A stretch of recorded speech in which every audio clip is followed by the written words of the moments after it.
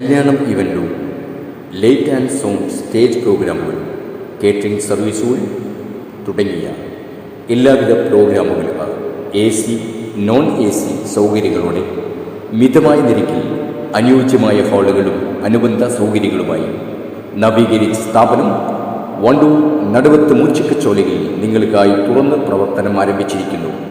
ആതാസ് ഇവൻറ്റോ നടുവത്ത് മൂച്ചിക്കച്ചോല വണ്ടൂർ. നിങ്ങളെപ്പോലെ തന്നെ കഴിഞ്ഞ 5 വർഷക്കാലമായിട്ട് എന്റെ ഡ്രസ് പർച്ചേസിംഗിന് ഒരേ ഒരു ചോയ്സേ ഉള്ളൂ, നമ്മുടെ സ്വന്തം Laiba wedding centre. Laiba wedding centre, Pookkottumpadam, Wandoor, Karuvarakundu.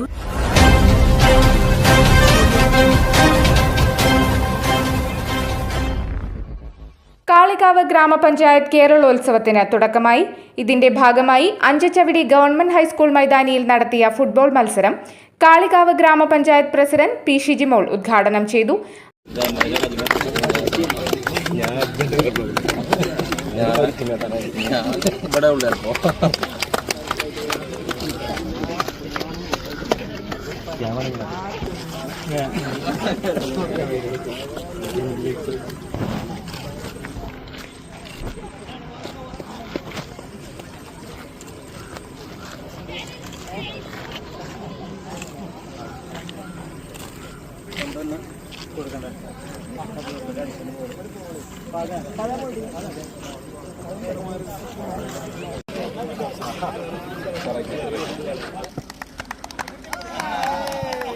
തീർച്ചയായി കേരളോത്സവത്തിൽ ഏറ്റവും കൂടുതൽ അതായത് വിജയ കിരീടം നേടി പോകുന്ന ഒരു ക്ലബ്ബാണ് ആ ക്ലബ്ബ്.